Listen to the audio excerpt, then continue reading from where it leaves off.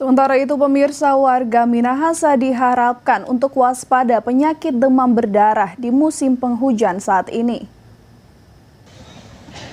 Curah hujan tinggi yang terjadi di wilayah Sulawesi Utara beberapa hari terakhir menjadi tanda awas akan penyakit demam berdarah. Khusus di Minahasa, Dinas Kesehatan meminta warga untuk lebih waspada akan timbulnya bibit-bibit nyamuk demam berdarah yang biasanya banyak terjadi di musim penghujan. Data dari Dinas Kesehatan Minahasa bulan September yang lalu, terjadi 8 kasus demam berdarah di Minahasa yang bisa mengalami peningkatan di musim penghujan saat ini. Sering oleh nyamuk dan paling sering angka kasus DBD yang akan mulai meningkat.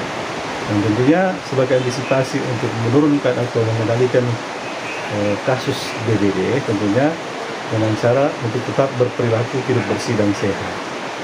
Tentunya apa yang terjadi pada saat mulai merebak kasus demam berdarah, tentunya penularan yang disebabkan oleh nyamuk Aedes aegypti ini dapat kita cegah dengan melaksanakan pemberantasan sarang nyamuk.